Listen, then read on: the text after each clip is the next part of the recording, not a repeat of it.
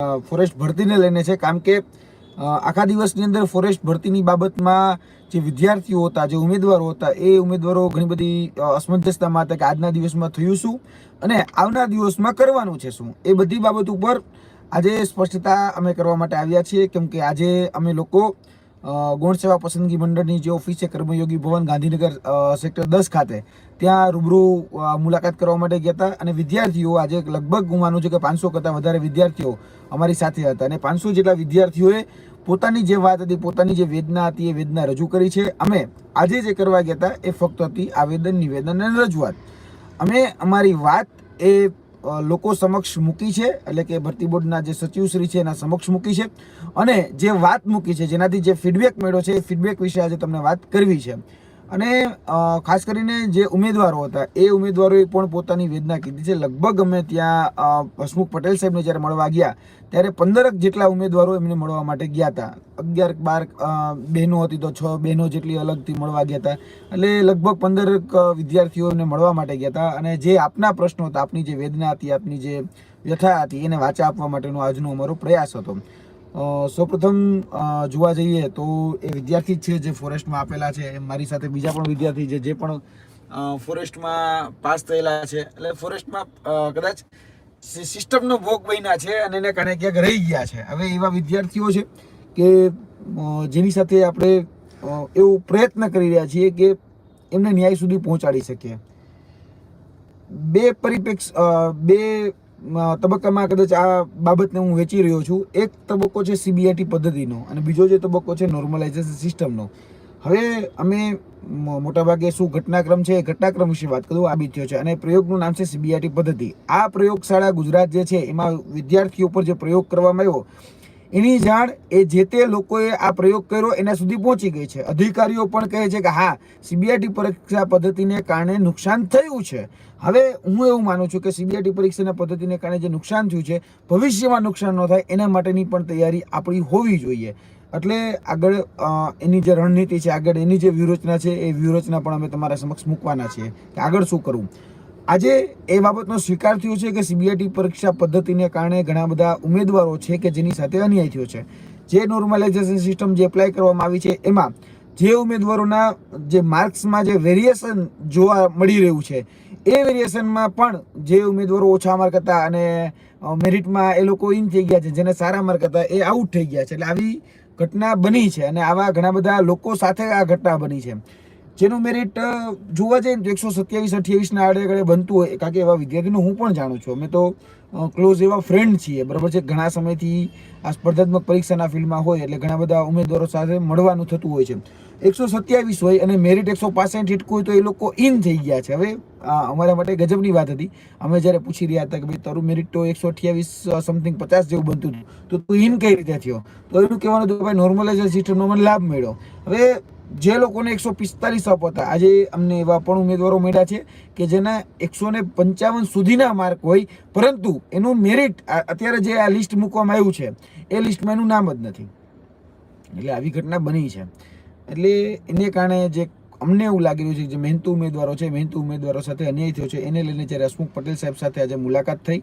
આમાં હસમુખ પટેલ સાહેબનું જે અત્યારનું જે કહી શકાય જે સ્ટેન્ડ છે ને એમાં એવું છે કે કદાચ હું એવું માનું છું, મારું વ્યક્તિગત આવું માનવું છે, કદાચ હું એમાં ખોટો પણ હોઈ શકું. એટલે કે ને કે આપણી ભાષામાં કરવા ગયા કંસાર ને થઈ ગઈ થૂલી, આ એને જેવી વાત છે. કારણ કે એને કદાચ હશે કદાચ આ સીબીઆઈટી પદ્ધતિ હું લાવીશ અને એને કારણે પારદર્શિતા જળવાશે, વિશ્વસનીય કંપની છે તો કદાચ કોઈ પણ જાતના એલિગેશન્સ આમાં નહીં આવે, કોઈ પણ જાતના અડચણ નહીં આવે, કોઈ પણ જાતનું આમાં કંઈ પણ નેગેટિવ નહીં થાય, એવું કદાચ એનું માનવું હશે. હું માનું છું કે કદાચ એનો પ્રમાણિક પ્રયત્ન હશે.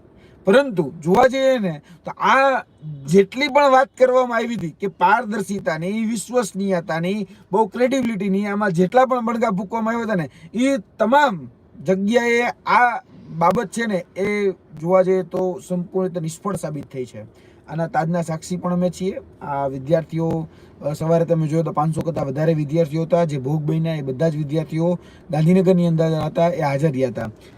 જ્યારે હસમુખ પટેલ સાહેબ સાથે મુલાકાત થઈ ત્યારે એમના દ્વારા કહેવામાં આવ્યું કે ભાઈ જે 80 માર્ક કરતાં જે વધારે ઉમેદવારો છે, જે મિનિમમ કટ ઓફ જે તમારું કહેવામાં આવતું હતું કે 40% તમારે મિનિમમ લાવવાના છે, એ 40 કટ ઓફમાં મિનિમમ જો એ જો મેરિટ પ્રમાણે ગણવા જઈએ તો 1,70,000 ઉમેદવારો એવા છે કે જે મિનિમમ જે કટ ઓફ માર્ક છે એના કરતાં વધારે માર્ક ધરાવે છે. એટલે કે એ ઉમેદવારોને જો એક રીતે કન્સિડર કરવામાં આવે તો એ ઉમેદવારો પાસ છે મિનિમમ કટ ઓફના લેવલની દ્રષ્ટિએ હું વાત કરું છું.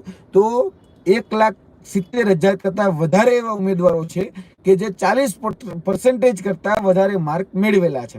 હવે અત્યારે જે આ નોર્મલાઇઝેશન સિસ્ટમ એપ્લાય કરવામાં આવી છે તેમાં તમે પણ જાણો છો કે હજી સુધી માર્ક અપલોડ કરવામાં આવ્યા નથી. અમે પહેલાં વાત કરી છે કે આમાં માર્ક અપલોડ કરવામાં આવે. એને સૌપ્રથમ જે અમારી વિદ્યાર્થીની જે બહેનો ગઈ હતી તો એને એવું કીધું કે ભાઈ જીપીએસસી છે કે યુપીએસસી છે એ કોઈ જગ્યાએ માર્ક અપલોડ નથી કરતી, તો અમે એ સિસ્ટમને એપ્લાય કરી રહ્યા છીએ. જ્યારે અમે બીજી વખત જ્યારે મળવા ગયા એમની સાથે, એટલે કે એ જ દિવસે એ જ સવારના સમયમાં જ્યારે બીજી વખત મળવા ગયા ત્યારે અમે પણ એમની સાથે એક બીજો તર્ક મૂક્યો કે ભાઈ લોકરક્ષક દળ પીએસઆઈ પોલીસ સબ ઇન્સ્પેક્ટરની જેવી પરીક્ષાઓ હોય તો એમાં માર્ક ડિસ્પ્લે થાય છે, કેટેગરી ડિસ્પ્લે થાય છે, ફિઝિકલમાં કેટલા માર્ક આવ્યા છે, પીએસટી ટેસ્ટ પાસ છે કે પીઈટી ટેસ્ટ પાસ છે તો કેટલા માર્કનું એને વેરિએશન છે, કોને 20 આવ્યા છે કોને 25 આવ્યા છે એ જાણી શકાય છે. તો આમાં શા માટે નથી જાણી શકાતું? તો એને તર્ક યોગ્ય પણ લાગ્યો. તો એ તર્કની એને એ પ્રમાણે વાત કરી કે ભાઈ હું આજના દિવસમાં એ રજૂઆત અમારે પરમિશન લેવી પડે કે ભાઈ મુળુભાઈ બેરા એટલે કે આપણા જે વન અને પર્યાવરણ મંત્રી છે તે અને તેની સાથે સાથે વર્તમાન ભરતી બોર્ડના અધ્યક્ષ જેની પાસે ઇન્ચાર્જ જેની પાસે ચાર્જ સોંપેલો છે એ છે કમલ દયાણી. આ કમલ દયાણી અને મુળુભાઈ બેરાની અમારે પરમિશન લેવી પડે પછી એને અમે ડિસ્પ્લે કરી શકીએ. એટલે એનો એવો પ્રયત્ન રહ્યો કે ભાઈ હું સાંજ સુધીમાં એ પ્રયત્ન કરીશ કે તમને લોકોને જે આ માર્ક જે છે એ ડિસ્પ્લે કરવામાં આવે. આ પ્રકારે ત્યાં અમારી વાતચીત થયેલી છે અને તે જે વાતચીત થઈ છે એમાં પણ જો જોવા જઈએ તો હું માનું છું કે સરકારે હસમુખભાઈ પટેલે એવું કીધું આજ સાંજ સુધીમાં થઈ જશે, પરંતુ અમે એવું કીધું સાહેબ અમે જાણીએ છીએ કદાચ તમે તાત્કાલિક ન મૂકી શકો પણ અમે સોમવાર સુધીનો તમને સમય આપીએ છીએ કે સોમવાર સુધીમાં તમે આ વિદ્યાર્થીઓના માર્ક જે છે ડિસ્પ્લે જે ગુજરાત ગુણ સેવા પસંદગી મંડળની જે ઓફિશિયલ વેબસાઇટ છે એની ઉપર પીડીએફ ફોર્મેટમાં અથવા તો ઇન્ડિવિજ્યુઅલ રીતે બધા જ વિદ્યાર્થીઓ જોઈ શકે એ રીતે તમે જાહેર કરી દો.